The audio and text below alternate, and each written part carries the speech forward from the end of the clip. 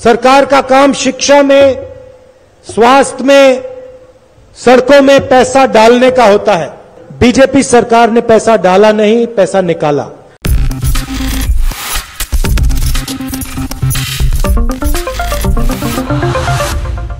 Next 9 news में आपका बहुत बहुत स्वागत है। मैं हूं आपके साथ अबरारुल हक रहमान। क्या इस वक्त ये मान लिया जाए कि राहुल गांधी 2024 के लिए विपक्ष की एक ज़रूरत बन चुके हैं? और यही वजह है कि आपने देखा 2024 को मद्देनज़र रखते हुए विपक्ष के कई बड़े नेता देश भर का दौरा कर रहे हैं और विपक्षी नेताओं को एकजुट करने की कोशिश कर रहे हैं। ऐसे में वो कितने सफल हो पाएंगे तो देखना ही होगा। लेकिन फिलहाल इस समय जिस तरीके से ये कहा जा रहा है कि भारतीय जनता पार्टी इस पूरे मुद्दे पर कड़ी और गहरी नज़र बनाई हुई है और वो किसी भी तरीके से विपक्ष की इन रणनीतियों को हल्के में नहीं ले रही है। हालांकि इस बीच राहुल गांधी ने जो सारी बातें कही है वो एक बार आपको ज़रूर सुनना चाहिए। तो सुनिए राहुल गांधी के इस भाषण को। कुछ ही दिनों में कर्नाटक में चुनाव है और आपको अपनी सरकार बनानी है। आपको याद होगा कि पिछले चुनाव में आपने बीजेपी की सरकार नहीं चुनी थी। बीजेपी ने एमएलएज को पैसा देकर लोकतंत्र को नष्ट करके कर्नाटक में सरकार चोरी की थी। और पिछले 3 सालों से आप देख रहे हो कि बीजेपी ने कर्नाटक में सिर्फ भ्रष्टाचार किया है और कर्नाटक की जनता ने बीजेपी की सरकार को 40% की सरकार कहा है। मतलब जो भी ये काम करते हैं, छोटा से छोटा काम हो, बड़ा काम हो, कर्नाटक की जनता से 40% कमीशन चोरी करते हैं। सरकार का काम जनता को उनका पैसा देने का होता है। सरकार का काम शिक्षा में, स्वास्थ्य में, सड़कों में पैसा डालने का होता है। बीजेपी सरकार ने पैसा डाला नहीं, पैसा निकाला। आपकी जेब से, किसानों की जेब से, मजदूरों, छोटे दुकानदारों की जेब से इन्होंने पैसा निकाला। 40% हर काम में। और यह बात नहीं है कि प्रधानमंत्री को यह नहीं मालूम। प्रधानमंत्री को सब कुछ मालूम है। यहां पे कॉन्ट्रैक्टर्स एसोसिएशन ने नरेंद्र मोदी जी को चिट्ठी लिखी और उनको कहा कि कर्नाटक में 40% कमीशन हर काम पे लिया जा रहा है। ಇಲ್ಲಿ ಕಾಂಟ್ರಾಕ್ಟರ್ಸ್ ಅಸೋಸಿಯೇಷನ್ ಅವರು दिंगेश्वर स्वामी जी ने कहा कि मुझसे 30% कमीशन लिया गया है। ದಿಂಗಾಲೇಶ್ವರ ಸ್ವಾಮಿಗಳು ಒಬ್ಬರು ಮಠಾಧೀಶರು ಕೂಡ ಹೇಳ್ತಾ ಇದ್ದಾರೆ, ನನ್ನ ಹತ್ರ ಕೂಡ ಈ ಸರ್ಕಾರ 30% ತಗೊಂಡಿದ್ದಾರೆ ಅಂತ। यहां पुलिस सब इंस्पेक्टर स्कैम हुआ, असिस्टेंट प्रोफेसर स्कैम हुआ, असिस्टेंट इंजीनियर स्कैम हुआ, कोऑपरेटिव बैंक स्कैम हुआ। ಇಲ್ಲಿ ಪೊಲೀಸ್ ಸಬ್ ಇನ್ಸ್ಪೆಕ್ಟರ್ ಅಪಾಯಿಂಟ್ಮೆಂಟ್ ಅಲ್ಲಿ ಸ್ಕ್ಯಾಮ್ ಆಗಿದೆ, ಜೊತೆಗೆ पुलिस ಎಂಜಿನಿಯರ್ಸ್ ಅಪಾಯಿಂಟ್ಮೆಂಟ್ ಅಲ್ಲಿ ಸ್ಕ್ಯಾಮ್ ಆಗಿದೆ, cooperative bank scam, cooperative bank sector ನಲ್ಲಿ ಸ್ಕ್ಯಾಮ್ ಆಗಿದೆ, ಪ್ರತಿ ಹಂತದಲ್ಲಿ ಕೂಡ ಇಲ್ಲಿ ಸ್ಕ್ಯಾಮ್ ಆಗಿದೆ। और बीजेपी के एमएलए ने स्वयं कहा, मीडिया को कहा कि कर्नाटक में सीएम की कुर्सी 2500 करोड़ के लिए बिकती है। ಬಿಜೆಪಿಯ ಎಂಎಲ್ಎನೇ ಸಾರ್ವಜನಿಕವಾಗಿ ಹೇಳಿದಾನೆ 2,500 ಕೋಟಿ ಕೊಟ್ಟು ಈ ಕರ್ನಾಟಕದಲ್ಲಿ ಮುಖ್ಯಮಂತ್ರಿ ಆಗಿದ್ದಾರೆ ಇವರು ಅಂತ। तो प्रधानमंत्री को ये चीजें मालूम है, ये छुपी नहीं है। ಪ್ರಧಾನಮಂತ್ರಿಗಳಿಗೆ ಇದೆಲ್ಲವೂ ಕೂಡ ಗೊತ್ತಿದೆ, ಗೊತ್ತಿಲ್ಲ ಅಂತೇನಿಲ್ಲ। अगर कर्नाटक के हर बच्चे को ये मालूम है तो हिंदुस्तान के प्रधानमंत्री को भी ये मालूम होगा।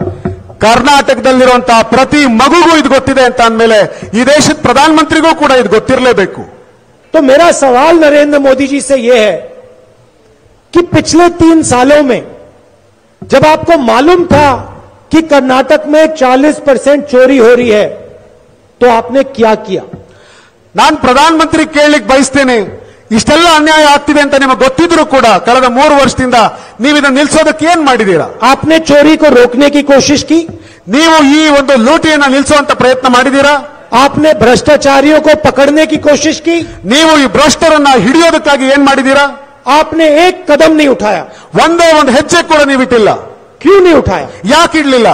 और अगर आप आज आते हो, कर्नाटक की जनता से वोट मांगते आते हो, ನೀವು ಕರ್ನಾಟಕಕ್ಕೆ ಬರ್ತೀರಿ, ಕರ್ನಾಟಕ ಜನರನ್ನ ವೋಟ್ ಕೇಳಕ್ ಬರೋದೇ ಆದ್ರೆ तो आपको यह समझाना चाहिए कि जब कर्नाटक की जनता से 3 साल के लिए 40% चोरी किया जा रहा था, तो हिंदुस्तान के प्रधानमंत्री ने क्या एक्शन लिया, क्या डिसीजन लिया, रोकने की कैसे कोशिश की, यह बताना चाहिए। ಕರ್ನಾಟಕ ಜನರನ್ನು ವೋಟ್ ಕೇಳೋದಕ್ಕಿಂತ ಮುಂಚೆ ಈ ದೇಶದ ಪ್ರಧಾನಮಂತ್ರಿ ಜನರಿಗೆ ಹೇಳಬೇಕು, ಕಳೆದ 3 ವರ್ಷಗಳಿಂದ ಈ ಒಂದು 40% ಭ್ರಷ್ಟಾಚಾರವನ್ನು ನಿಲ್ಲಿಸೋದಕ್ಕೋಸ್ಕರ ಯಾವ ಕೆಲಸ ನಾವು ಮಾಡಿದೀವಿ ಅನ್ನೋದನ್ನ ಜನರಿಗೆ ಮೊದಲು ಹೇಳಬೇಕು। अब मैंने आपको कहा कि सरकार का काम जनता को, मेरा प्रधानमंत्री से सवाल है कि जब आपको मालूम था कि यहां पे भ्रष्टाचार हो रहा है, आपको मालूम था कि 40% कमीशन लिया जा रहा है, तो इसके बारे में आपने क्या किया? अपने भाषण में कर्नाटक की जनता को आप ये बताइए कि जब मुझे पता लगा कि 40% कमीशन लिया जा रहा था तो मैंने ये और ये किया। ನಿಮಗೆ ಈ ರಾಜ್ಯದಲ್ಲಿ 40% ಭ್ರಷ್ಟಾಚಾರ ಆಗ್ತಾ ಇದ್ದಿದ್ದು ಗೊತ್ತಿದ್ದು ಕೂಡ ಇವತ್ತು ಇವ್ರ ಹತ್ರ ವೋಟ್ ಕೇಳಕ್ ಬಂದಿದ್ದೀರಲ್ಲ, ಈ ಜನಗಳಿಗೆ ನೀವು ಹೇಳಬೇಕು, ನಾನು ಈ ಭ್ರಷ್ಟಾಚಾರವನ್ನ ನಿಲ್ಲಿಸೋದಕ್ಕಾಗಿ ನಾನು ಇಂತಿಂತದ್ನೆಲ್ಲ ಮಾಡಿದೀನಿ ಅಂತ ಜನಗಳ ಮೊದಲು ಹೇಳಿ। आप कर्नाटक की जनता को यह भी समझाइए कि जब कर्नाटक को टैक्स का पैसा मिलना चाहिए और कर्नाटक को जो कर्नाटक का हक था वो पैसा नहीं मिला, तो आपने क्या किया? ಕರ್ನಾಟಕ ಜನಕ್ಕೆ ನೀವು ಇದನ್ನು ಹೇಳಿ, ಕರ್ನಾಟಕ ಜನ ಕಟ್ಟಿದಂತ ಟ್ಯಾಕ್ಸಿನ ಮೇಲೆ ಅವರ ಹಕ್ಕೇನಿತ್ತು, ನಾವು ಅದನ್ನು ಅವ್ರಿಗೆ ಕೊಡ್ಲಿಲ್ಲ ನ್ಯಾಯವಾಗಿ ಅನ್ನೋದನ್ನು ಕೂಡ ನೀವು ಈ ಜನಗಳಿಗೆ ಹೇಳಿ। और आप ये भी बताइए, जब कर्नाटक में बाढ़ आई, जबरदस्त नुकसान हुआ, तो आपने क्या मदद की? ಕರ್ನಾಟಕದಲ್ಲಿ ಹಿಂದೆ ಪ್ರವಾಹಗಳು ಬಂದು ತುಂಬಾ ಅನ್ಯಾಯ ಆದಂತ ಸಂದರ್ಭದಲ್ಲಿ, ಜನರು ನಷ್ಟ ಆದಂತ ಸಂದರ್ಭದಲ್ಲಿ ಜನಕ್ಕೆ ಏನ್ ಮಾಡಿದ್ವಿ ಅನ್ನೋದನ್ನು ಹೇಳಿ। और गोवा, महाराष्ट्र और कर्नाटक के बीच में जो पानी का मसला है, पानी बांटने का मसला है, उसमें आपने कर्नाटक की कैसे मदद की, यह भी बता दीजिए। ಗೋವಾ, ಮಹಾರಾಷ್ಟ್ರ ಮತ್ತು ಕರ್ನಾಟಕ ರಾಜ್ಯಗಳ ನಡುವೆ ನೀರಿಗೋಸ್ಕರ ಏನಿವತ್ತು ಸಂಘರ್ಷ ನಡೀತಾ ಇದೆ, ಅದನ್ನ ನಿಲ್ಲಿಸೋದಕ್ಕಾಗಿ ನೀವೇನ್ ಮಾಡಿದ್ರಿ, ಕರ್ನಾಟಕಕ್ಕೆ ಏನ್ ಸಹಾಯ ಮಾಡಿದ್ರಿ ಅದನ್ನು ಹೇಳಿ। आप कर्नाटक के चुनाव में आते हो, कर्नाटक की बात नहीं करते हो, अपनी बात करते हो। ನೀವು ಕರ್ನಾಟಕದಲ್ಲಿ ಚುನಾವಣೆ ಮಾಡೋದಕ್ಕೆ ಬರ್ತೀರಿ, ಆದ್ರೆ ಕರ್ನಾಟಕದವರು ಮಾತಾಡಲ್ಲ, ನಿಮ್ಮ ಮಾತನ್ನು ನೀವು ಹೇಳೋದು ಹೊರಟಿದ್ದೀರಿ। आपको यह बताना चाहिए कि आपने पिछले 3 सालों में कर्नाटक में क्या करवाया। ನೀವು ಜನರಿಗೆ ಇದನ್ನ ಹೇಳಿ, ಕಳೆದ 3 ವರ್ಷಗಳಿಂದ ಕರ್ನಾಟಕದಲ್ಲಿ ನಿಮ್ಮ ಸರ್ಕಾರ ಏನ್ ಮಾಡಿದೆ ಅನ್ನೋದನ್ನ ಹೇಳಿ। आपको यह भी कहना चाहिए कि अगले 5 सालों में आप क्या करने वाले हो। ನೀವು ಅಷ್ಟು ಮಾತ್ರ ಅಲ್ಲ, ಮುಂದೆ ನಾವು ಅಧಿಕಾರಕ್ಕೆ ಬಂದ್ರೆ ಏನ್ ಮಾಡ್ತೀವಿ ಅಂತಾದ್ರೂ ಜನಕ್ಕೆ ಅದನ್ನಾದ್ರೂ ಹೇಳಿ। कर्नाटक के युवाओं के लिए क्या करोगे, शिक्षा के लिए क्या करोगे, स्वास्थ्य के लिए क्या करोगे, भ्रष्टाचार के खिलाफ क्या करोगे, ये आपको अपने भाषण में बोलना चाहिए। ನೀವು ಕರ್ನಾಟಕದ ಯುವಕರಿಗೆ ಏನ್ ಮಾಡ್ತೀರಿ, ಆರೋಗ್ಯಕ್ಕಾಗಿ ಏನ್ ಮಾಡ್ತೀರಿ, ಶಿಕ್ಷಣಕ್ಕಾಗಿ ಏನ್ ಮಾಡ್ತೀರಿ, ಕರ್ನಾಟಕದಲ್ಲಿರುವಂತಹ ಭ್ರಷ್ಟಾಚಾರವನ್ನ ನಿಲ್ಲಿಸೋದಕ್ಕಾಗಿ ಏನ್ ಮಾಡ್ತೀರಿ ಅನ್ನೋದನ್ನ ಜನಗಳ ಮುಂದೆ ಹೇಳಿ। ನೀವು ये चुनाव आपके बारे में नहीं है, ये चुनाव कर्नाटक के जनता और कर्नाटक के भविष्य के बारे में है। ಈ ಚುನಾವಣೆ ನಿಮಗಾಗಿ ನಡೀತಿರೋದಲ್ಲ, ಚುನಾವಣೆ ನಡೀತಿರೋದು ಕರ್ನಾಟಕದ ಜನರಿಗೋಸ್ಕರ, ಕರ್ನಾಟಕದ ಜನರ ಭವಿಷ್ಯಕ್ಕೋಸ್ಕರ ನಡೀತಾ ಇರುವಂತಹ ಚುನಾವಣೆ ಇದು। आपने सुना, वो लगातार दावे कर रहे हैं कि आने वाले 2024 में भारतीय जनता पार्टी की सरकार को उखाड़ फेंका जाएगा, लेकिन ये कितना संभव है देखना होगा। 2024 से पहले जो है विपक्ष जो एकजुटता की मांग है वो कितनी ज़्यादा सफल होती है। इस खास रिपोर्ट में बस इतना ही। देखते रहिए ताज़ा तरीन खबरों के लिए नेक्स्ट 9 न्यूज़ को। धन्यवाद।